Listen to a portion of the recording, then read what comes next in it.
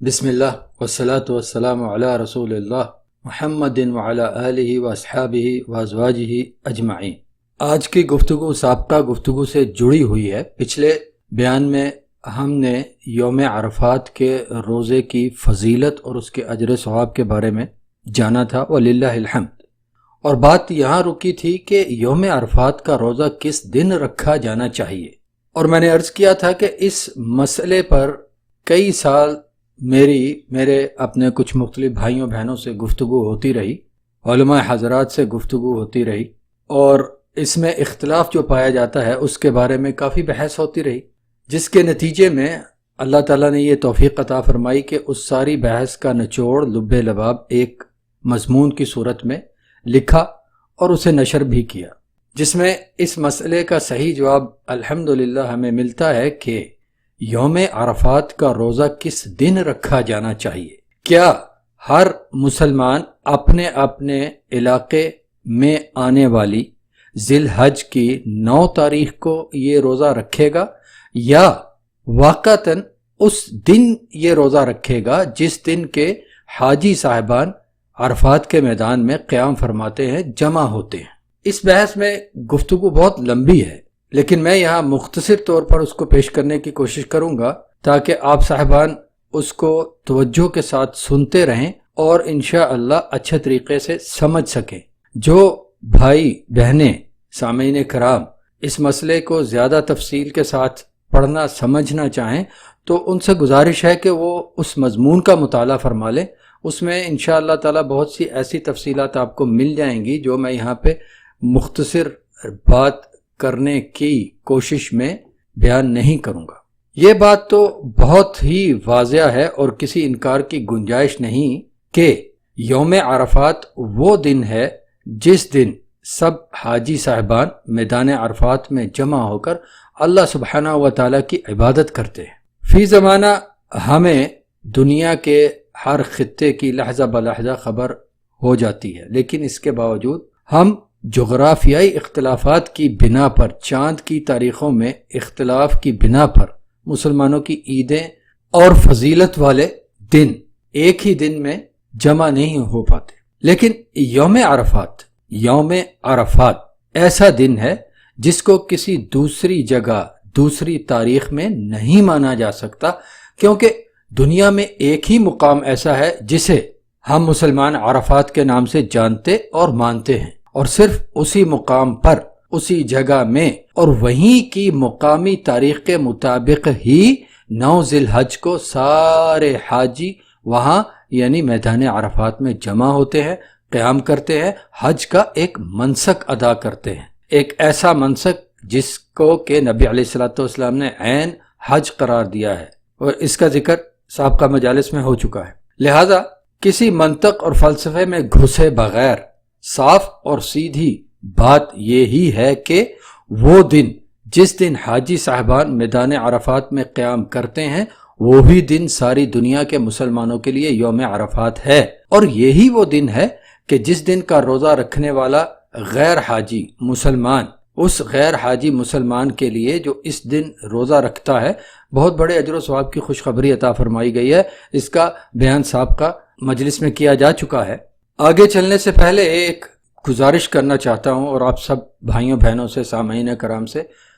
مزید گزارش اس پر یہ کرتا ہوں کہ میری اس بات کو بڑے ہی توجہ، تحمل اور تدبر کے ساتھ سنیے اور اس کو سمجھیے، اور وہ یہ ہے کہ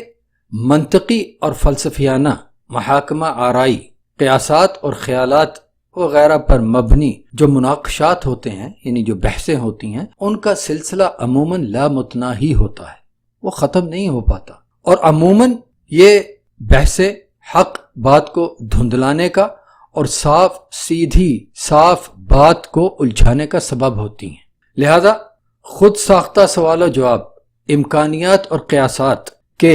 یوں ہے تو یوں بھی ہو سکتا ہے، یوں ہوتا تو کیا ہوتا، یوں ہوا تو یوں بھی تو ہو سکتا ہے وغیرہ سے صرف نظر کرتے ہوئے میں صرف نصوص کی روشنی میں بات کروں گا انشاءاللہ۔ جیسا کہ میں نے پہلے کہا کہ اس مسئلے پر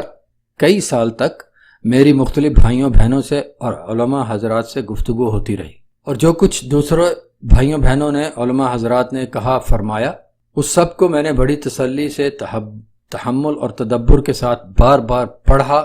اور اس کی بار بار تحقیق کی، جان پھٹک کی، اور آخر میں جس بات تک پہنچا وہ ایک مضمون کی صورت میں تیار کر کے میں نے پیش کی۔ اور جو کچھ میں نے پیش کیا اور جو کچھ میں یہاں کہنے جا رہا ہوں وہ اس پیش کردہ مضمون میں سے کچھ ہے، جز ہیں۔ یہ سب کچھ کسی بھی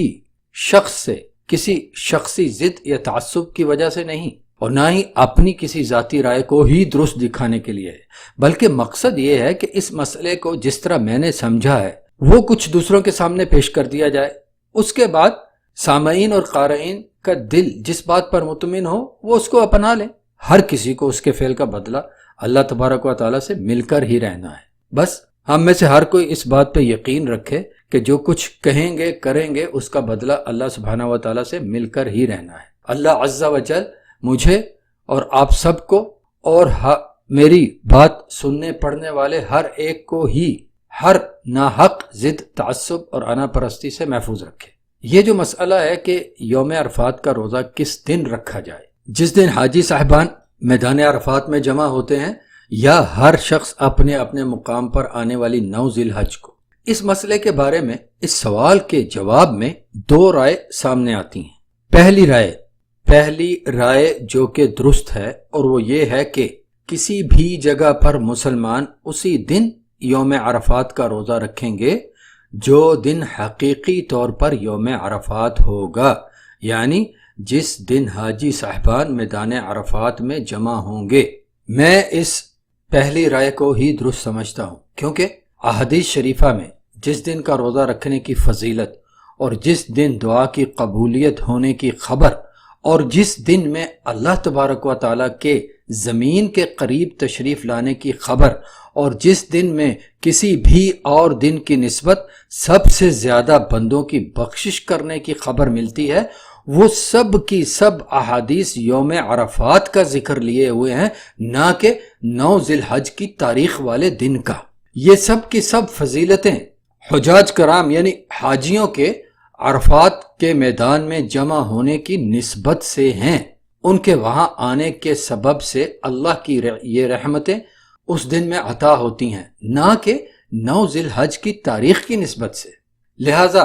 ساری دنیا کے مسلمانوں کے لیے یوم عرفات اسی دن کو سمجھا جانا درست ہے جس دن حاجی صاحبان میدان عرفات میں جمع ہوتے ہیں، نہ کہ اپنی اپنی جگہوں پر دیکھے گئے چاند کے مطابق شروع کردہ ذی الحج کی 9 تاریخ۔ یہ جو دوسری بات ہے کہ اپنی اپنی جگہ پر جو چاند دیکھا جاتا ہے اس کی تاریخ کے مطابق جو 9 ذی الحج بنے اس دن روزہ رکھیں، یہ دوسری بات، دوسری رائے نادرست ہے۔ پہلی بات جو میں نے آپ کو ابھی سنائی اور جس پر میں شروع سے بات کرتا چلا آ رہا ہوں وہ یہ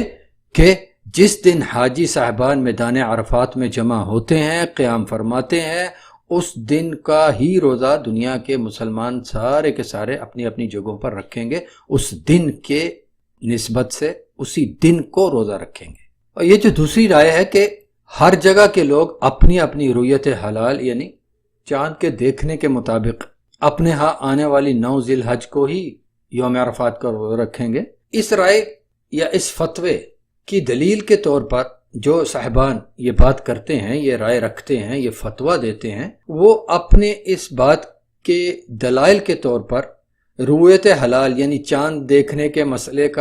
کو لیے آتے ہیں، اور اختلاف مطالعہ یعنی چاند دیکھنے میں مختلف جگہوں میں ہونے والے اختلاف کے مسئلے کو لیے چلے آتے ہیں، اور ام المومنین ام سلمہ رضی اللہ عنہا اور ام المومنین حفصہ رضی اللہ تعالی عنہا کی روایات کا ذکر کرتے ہیں، جن روایات میں یہ بیان کیا گیا ہے کہ رسول اللہ صلی اللہ علیہ وعلی آلہ وسلم ذی الحج کے پہلے 9 دنوں کے روزے رکھا کرتے تھے۔ اس کے جواب میں مختصر سی بات یہ ہے کہ مجھے رؤیت حلال یعنی چاند دیکھنے کے مسئلے میں اس بات سے مکمل اتفاق ہے کہ ہمارے قمری نظام تاریخ کے مطابق کسی نئے مہینے کا آغاز کرنے کے لیے کسی آلے کی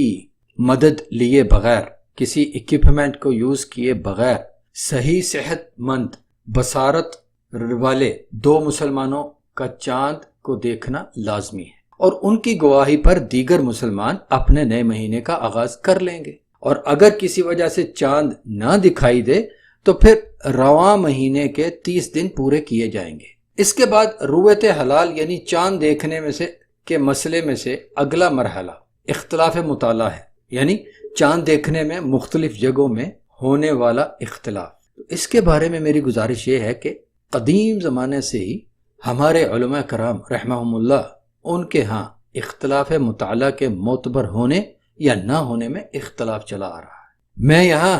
اس مقام پر اس گفتگو میں اس اختلاف کی تفصیل اور پھر اس اختلاف میں سے راجح اور مرجوح کی بحث کو شامل نہیں کروں گا، کیونکہ بات پھر مزید بہت لمبی ہو جائے گی۔ لہذا اس بحث میں داخل ہوئے بغیر میں اپنے اس مسئلے تک ہی محدود رہنے کے لیے، جو مسئلہ ہم سمجھ رہے ہیں اس وقت، اس مسئلے تک محدود رہنے کے لیے دوسری رائے رکھنے والے اپنے محترمین بھائیوں بہنوں اور علماء کرام کے ساتھ ہی شامل ہوتا ہوں ایک حد تک، اور وہ حد یہ کہ ہمارے قمری نظام تاریخ میں نئے مہینے کا آغاز کرنے کے لیے اختلاف مطالعہ معتبر ہے۔ لہذا ہر جگہ کے مسلمان اپنی اپنی جگہ سے ہی چاند دیکھنے کے مطابق اپنا اپنا نیا مہینہ شروع کریں گے، اور اسی تاریخ کے مطابق اپنی عبادات کے دن اور رات مقرر کریں گے جو تاریخ ان کی رویت حلال ان کے چاند دیکھنے کے مطابق ہوگی۔ تو اس کے بعد اختلاف صرف اور صرف انہی چند معاملات کو سمجھنے میں رہ جاتا ہے جن کا ذکر میں نے ابتدا میں کیا تھا کہ احادیث شریفہ میں جس دن کا روزہ رکھنے کی فضیلت، جس دن دعا قبول ہونے کی خبر، جس دن میں اللہ تعالیٰ کے زمین کے قریب تشریف لانے کی خبر، اور جس دن میں کسی بھی اور دن سے زیادہ بندوں کی بخشش ہونے کی خبر ملتی ہے، وہ سب کی سب احادیث شریفہ یوم عرفات کا ذکر لیے ہوئے ہیں، نہ کہ 9 ذی الحج کی تاریخ والے دن کا۔ یہاں تک معاملہ بالکل واضح ہے، یا یوں کہہ لیجئے کہ کم از کم میرے لیے تو بالکل واضح ہے کہ یوم عرفات کا روزہ مخصوص سبب سے فضیلت والا بنتا ہے، مخصوص سبب سے فضیلت والا ہوا، اور یوم عرفات کی دیگر فضیلتوں کا بھی مخصوص سبب ہے۔ لہذا جس دن یہ سبب موجود ہوگا وہی دن یوم عرفات ہوگا، اور جس دن یہ سبب غائب ہوگا، مفقود ہوگا، وہ دن مکہ المکرمہ میں رویت حلال کے خلاف،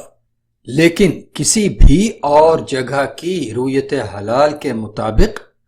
اس جگہ کے لیے تاریخ کے اعتبار سے 9 ذی الحج تو ہو سکتا ہے، یوم عرفات نہیں ہو سکتا۔ لہذا دنیا بھر میں جہاں کہیں بھی جس کسی بھی مسلمان کو حقیقی یوم عرفات یعنی وہ دن جس دن حاجی صاحبان میدان عرفات میں قیام کرتے ہیں اس دن کی خبر میسر ہو جاتی ہے، تو وہ اسی دن کے مطابق یوم عرفات کا روزہ رکھے۔ انشاءاللہ یہ ہی درست بات ہے۔ یہاں تک میں نے اس مسئلے کو مختصر طور پر بیان کیا ہے۔ اب اس کے بعد آتا ہوں انشاءاللہ کچھ تفصیلات کی طرف۔ یہ تفصیلات مجھ جیسے طالب علموں کے لیے ہیں، اور ان بھائیوں بہنوں کے لیے ہیں جو مسئلے کو دونوں طرف کے دلائل کی روشنی میں سمجھنا چاہتے ہیں۔ ان بھائیوں بہنوں کے لیے یہ تفصیلات کام آنے والی نہیں جو صرف آراء اور خیالات، منطق اور فلسفے، یا معاذ اللہ شخصی اور مذہبی اور جماعتی تعصب بندیوں میں بند ہیں۔ اللہ تبارک و تعالی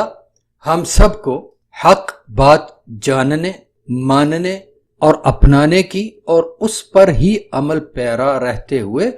اس کے سامنے حاضر ہو کر اس کی رضا پانے والوں میں سے بنائے۔